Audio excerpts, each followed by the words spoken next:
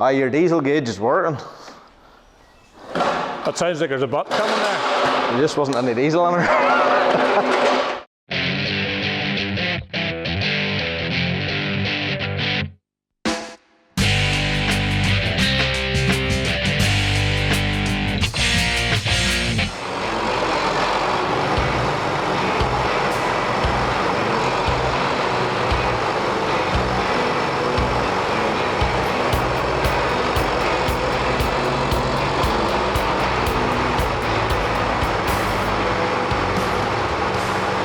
What about the gas bottles, the suspension? I got them regassed with Thompson's over in Garva. Well, what's involved there? Is that just a case of opening them up and screwing them off, or do you have to watch anything? No, just drain all the oil out over and screw them off.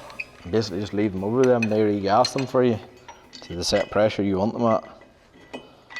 And they're only £20 a bottle through with TBF, so they weren't dear.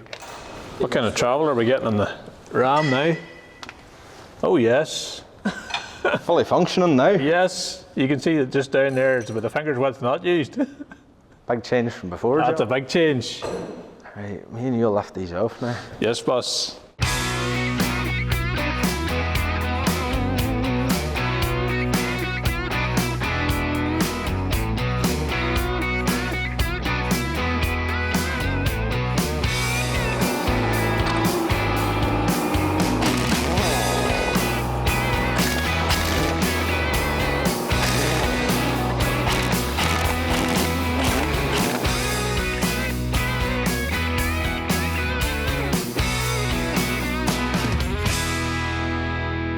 Why there's baby John Deere around here, because it's just good for getting wee tight places. What horse is a 1950?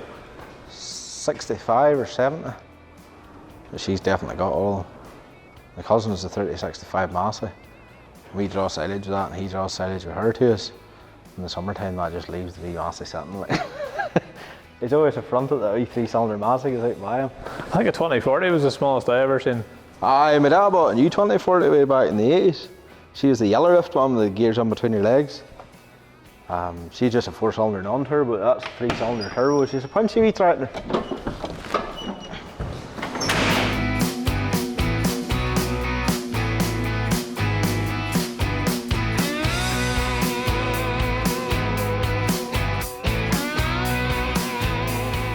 Have you been into a stock shed, Matthew? I took the straps off it and to be keep inside it just to see what was on it. It wasn't beacon brackets for everybody that thought it was. It's in the comments on YouTube, are you putting beacons on her, John? Big beacon brackets coming to box that size. I think beacons are the least of the concerns. And there it is.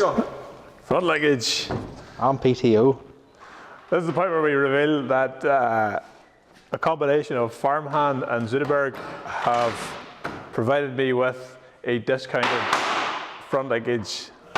Much appreciated to them. I was wanting the front linkage just to leave her like I do anything with her, and I was just debating what I want. I had actually owned a 7810 once before, and it had, I think it was LaForge maybe, I can't remember, a great big massive cudgel of a thing that sat out about a foot before you had the actual lift arms, and it was, I looked around and seen most of the tidy linkages are Zuderberg, and that's why I wanted Zuderberg. So who sells Zuderberg or whatever, I looked up who's the distributor in Ireland. It's Farmhand, so got in touch with our colleagues there, and Mr. Scrivener got in touch with Zuderberg, and we came to an agreement which allowed me to also gather up front PTO. Now that's a pure luxury. I wouldn't have put front PTO on to this tractor except for the fact that Zuderberg and Farmhand have kindly made this possible. Now it's not free.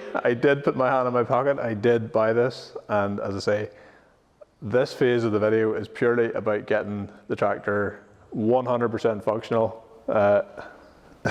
This is basically the halfway between functional and cosmetic. We don't need front linkage right now. We don't need front PTO right now, but we do want to have it, that if we ever want to use it, we can. I've never actually figured out how to put a front PTO on before. In my head, logically, front PTO was driven off some kind of shaft, just the same as the back PTO is. But the more I thought about it while I was waiting for this box to arrive, I'm like, it can't be. It just can't be. It's impossible. So my assumption is that it's hydraulic driven. Based on what's in this box, it's fairly obvious that it must be hydraulic driven, and it should be a walk in the park for our friend Matthew to fit. Based on that. All right, Matthew? Oh, aye, oh, aye. We'll just edit out any handlings that's in between. I maybe get to work with my first front push-off buck rake on this yoke. I've only ever pushed off the back. I have a 9-foot graze there, you can get the land that to put Oh, on. not a graze. No, not a graze. Oh, no, no.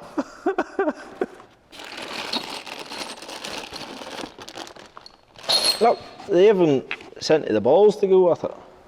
Cracker. And a top link. On a top link too.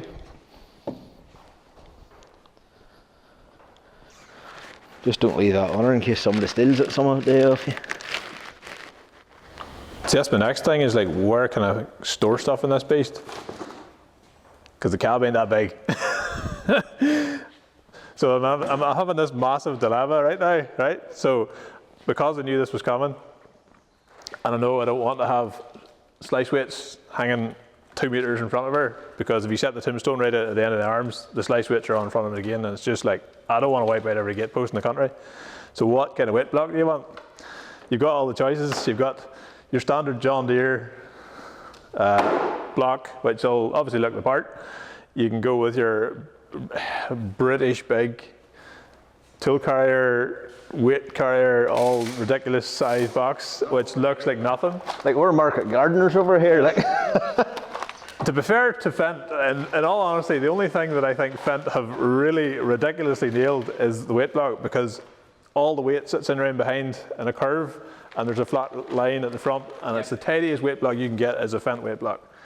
And something along that, but like, I seen one that looked kind of similar, which didn't sit out that far in front, but actually had a little bit of a toolbox space behind the weight. So you had most of the weight at the front, and the toolbox space sat between you and the arms. Oh, right. I thought it was tidy. That'd be better too for your weight to be out further in front, I'd give you more grip. Yes. It's something I haven't yet decided. I've seen the big agri bumper ones, the big massive wide ones, and they're a little bit, look at me, and they're a little bit, I think I could destroy gate posts with the way they set out so wide. The boy that delivered that wee tractor to us, she's 3.5 ton, brought her here in a shoe gun and a knife for Williams. Wally Hunter used to deliver them in the back of the Jeep. He did? I remember him arriving at ours, going to somewhere else. He must have been passing by with a part or something. We had, the brakes were seized, not seized, but they were holding on the 3050 when we first got her at home. And that then in turn led to, I think, filings going around the system. They were just a wee hair far gone, you know. Yes. And of course, within a month or two, then she started monkeying about in the steering. The filings went around her to the orbital unit. And my dad, and Wally described to my dad, he says, take the orbital unit over, bring it up to me, because it was flat out as you'd expect. And tipped it all into a bucket of oily looking stuff, rebuilt it just there and then. Says, like, oh, that's you now. And I think we reckon there was more bits in the bucket. It probably was. In the unit. Could not believe it. It was the best move I've ever seen. Oh, he's good. There's a wee man. The man I learned really all about John Deere's from Robin Parkhill. He used to work in Galton's. A great wee man. And he was always up about here, fixing tractors and stuff. And sort of when I was 16, 17, I'd have learnt a lot of stuff from a lot of them other John Deere's. And Robin never panicked or got stressed. Robin just gave a wee shake of the head the odd time. And if there was a real handling Robin, he just, that was that. I mean, he was working at 1950 one day. The diff lock was sticking on her just when we bought her. And there was a wee cast buoy onto the diff lock that turns in the shaft to engage it. And Robin says, give me a chisel. And he chiseled that and it just went in 2 bits. And I says, what do we do now? Alright, you can tell your dad. So he was a real gentleman too. Robin was a great wealth of knowledge, but I laughed at him that day. You can tell your dad. And now that I see it out the box, it is shaft driven. So now I'm assuming that my tractor has whatever that shaft goes into. That's what I'm wondering about. There's a coupling in there for it, but there's no other end for that. Is there anything else in that other box? For the other end of that shaft? This box over here? That might be a John Deere special, that. Oh no. Wouldn't that be wild? No, hold on. There we go. Look. Big coupling and all for it. Yes. There's nothing better than getting something and all the bits you need are with it. No, if that happens. See, when you get bags full of bolts, that's when you start reading instruction manuals. You want to just make sure it's right.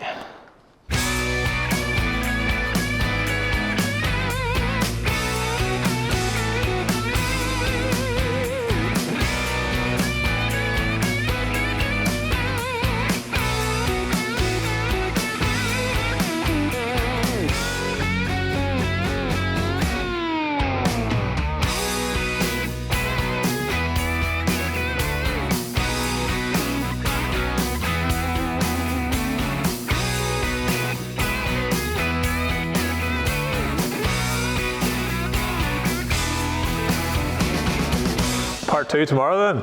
Why?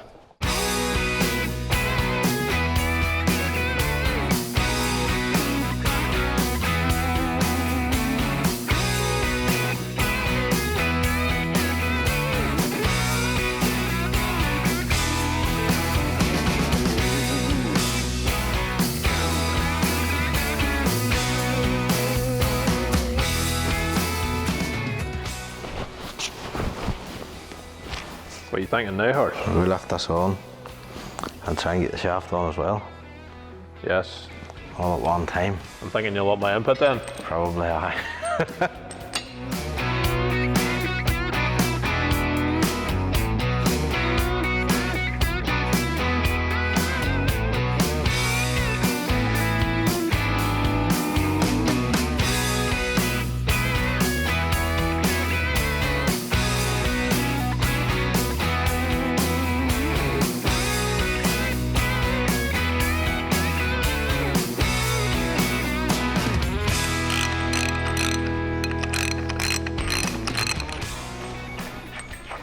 It's good to see bits going back on instead of coming off, Matthew. So I like to see it going. Sure, if there's any of the big machinery firms out there wanting to donate you a front mower for the summer, sure you would take it, wouldn't you? Oh, definitely, hey. If I just wanted to labour, sure, I'm sure Leslie could get her house in the winter too, like. Well, if he doesn't house it, I'll house it for you. They made house her better than they housed my tiller. I took my tiller down, tell them to put it in below the roof. That doesn't happen. No, it's just lay outside all winter. I could have done that at home, like. Well, hey, a red rock won't really rust, that's the thing there. She'll not rot away anyway. Next move. I like to horse these bolts up a wee bit tighter.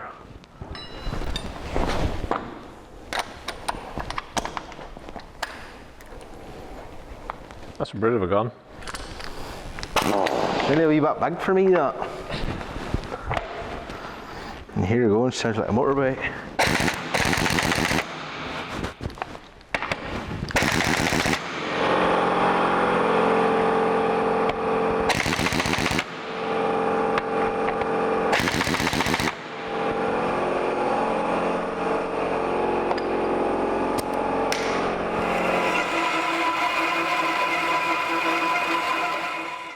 So what's that you're doing? I'm just putting this in so that it'll still hold it in place. The front over when I slacken this bolt off. You pull all three out, will you? No, I have to stick the top, these two out and the same on the back. So what are the front two, what are them two? I'm holding in the front carriage for your TLS. And the middle ones doing what? It's holding the same, but there's a hole, this big hole here in this plate. Allows that bolt to go through. You probably don't even have to put a dial in, but I'm just playing it safe because I wouldn't fancy your tractor just landing on their knees here in a minute when I screw these out.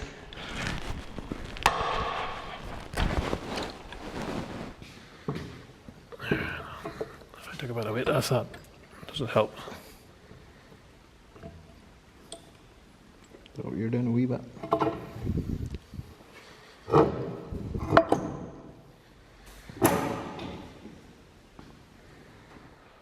You look down the line of the wheels, like all of that is still tucked in behind the front tires, like. Oh, they definitely make good compact linkages.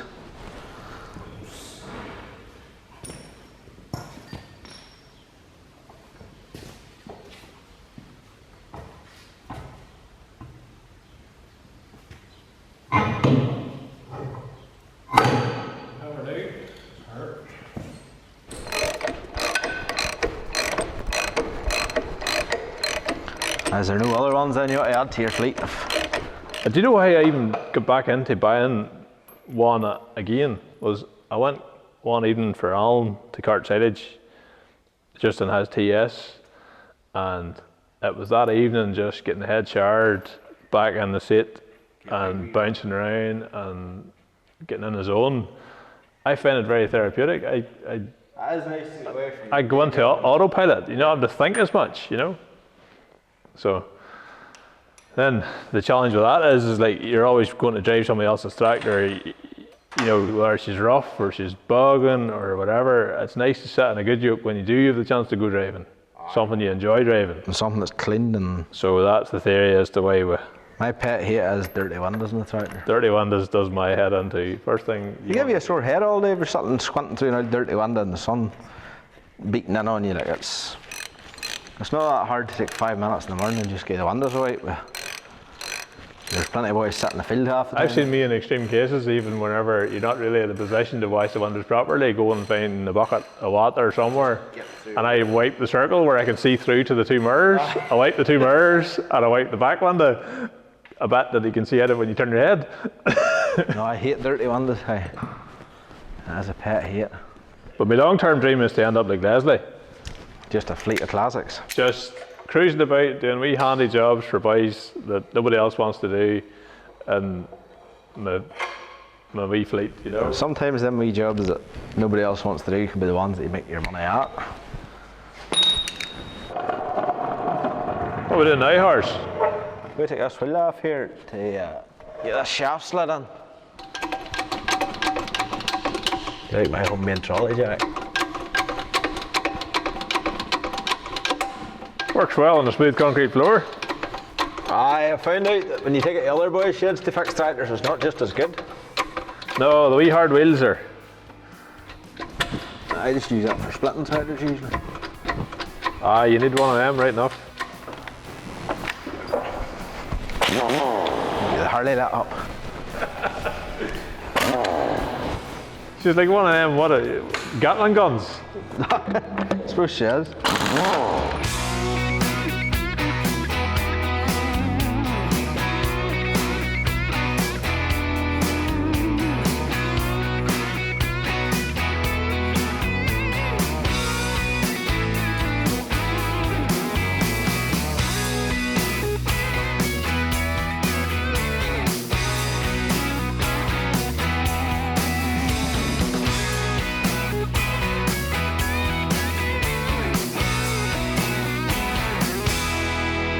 So I have a question for everyone.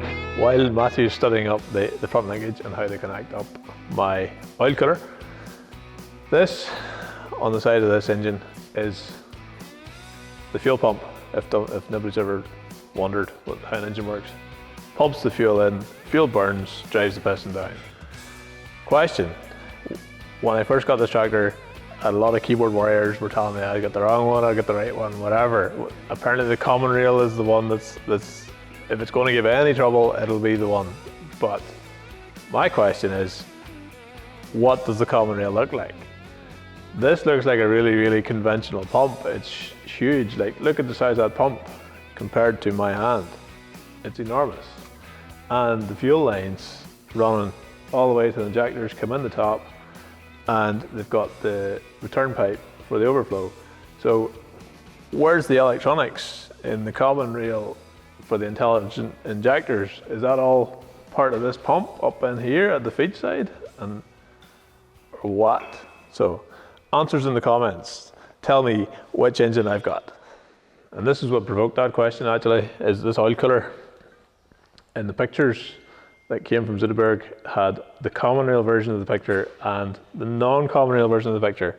This radiator setup, as it goes right now, the oil cooler goes on horizontal on the non-common rail, and it goes on vertical with the common rail. I guess just by whatever's different. But anyway, we're going with what works and what fits and what's in our box and what's in our kit. What do you think of this whole concept of driverless tractors? I think it will come, and for a long time I never believed it would. The reason I think that is because when I'm sat in a cab with a guy chatting to him, and he's not doing very much, he's sat there with the GPS turned on, taking long runs down the field. I'm thinking, what's the point of this cab? There's a lot of boys will never learn how to drive a tractor properly. Well, ultimately, you'll never learn how to drive a tractor really properly until you learn to turn a four-wheel drive button off. Well, that's true. I was reared with two-wheel drive tractors. So was I. And that's when you learn. Like I was buckraking silage we had a wee croon wagon, and then we went to double chops again when I was younger. See, my dad had cancer when I was 6. And he was basically, they thought he wasn't going to make it, but he did. But at that time, he had sort of packed in the farming to a certain degree. Sold pretty much everything they had to make sure we would have left something then if he did die. But like we only had a 135 for about 3 or 4 years till he got better. And then we started buying the Deeres again that he always worked with. But he bought that L2140 for me when I was about 10 to sort of get me interested in it. And then me and him just on the silage with an old wagon, and I buckraked it all the 135. You imagine like a long wagon grass, it wasn't chopped at all. Buckraked my 135 and me only a cub. Like, that's a good way of learning. These young, that's why I laugh about some of these videos. These boys complaining about this shovel hasn't enough power to flick the buckrake quick enough.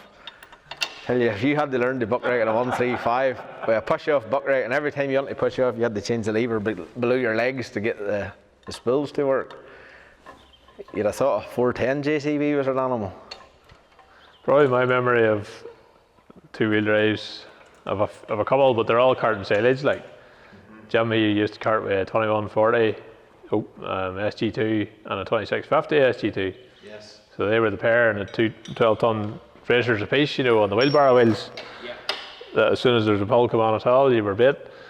But I mean, I'm left in the field one day the wrong way around with the harvester. At this stage, I've been carting for a brave while, like, and I was like, never thought anything of it, you know. I was like, what? Why did they decide to do it that way for a change? I didn't think anything of it. And the field was actually anti-clockwise, was a long sweeping hill, but then over here it was like the steep knob up, and it just didn't make sense. I was like, why would he want to pull up the hill with the harvester on the steep bit? It made no sense to me at all. And I'm like, right, sets the tiller off for me at the bottom of the hill, obviously he's the empty tiller going up the hill. And I set sail. So what I do, of course, I take the long, slow wind and pull round, thinking I'm doing the right thing here. I'll not mark the field. I'll get the steady climb. And of course, what did I do? Next thing, I'm digging 2 furrows. And I stops, and Jim says, "Did you not think it was kind of strange that I went around that field the wrong way?" So he knew the ground. And the reason he went around was because that side of the field was wetter. And actually, it was the one time that you would choose to go up the hill, up the steep bit, instead of the long winding bit. Oh, some of them older boys could teach you 100 lessons. But I mean, the same boy, my Uncle Jim, years later then, whenever, you know, we had 4-wheel drives and 2-wheel drives in the yard, there was a gateway where there was a bit of an old rock or something, or just a bit of a height that you get a tractor to run out over it, you know, and again, a wet old season. But I happened to be buckraking that day, and it was the field right beside the yard. So while I was waiting for something coming up with loads and stuff, I says, I'll take a wee scoot down to the field here and I'll watch the harvester. So heads down and watches them filling the load and the swapping tillers or whatever. I can't even mind if they're side filling or not. But anyway, the rookie, he makes a run at the gate, gets bait. And of course, I think he smiled to myself. He backs her back, he takes another run at the gate, and he's in the 2-wheel drive and bait again. And he just sort of shrugs his shoulders and stops. So Jim, he does what Jim does. Jim just keeps falling away. finishes his load, rocks up. And at this stage, you know, Ricky's standing out looking at her, wondering what to do. Jim just walks up, walks right past him, never says a word, steps into her and rocks her straight out the gate, 2-wheel drive. And there you are.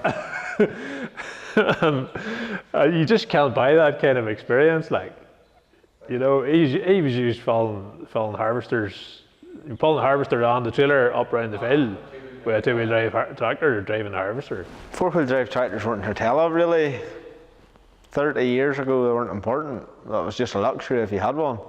Now you wouldn't dream of ordering a 3-wheel drive tractor, but no, you just wouldn't do it now. Like, but at the same time, with the newer kit, you can do so much more acreage in a day. oh, I no doubt about that. Like back then, we were doing 35 acres a day, That was a big day. and that was a heavy day's cutting.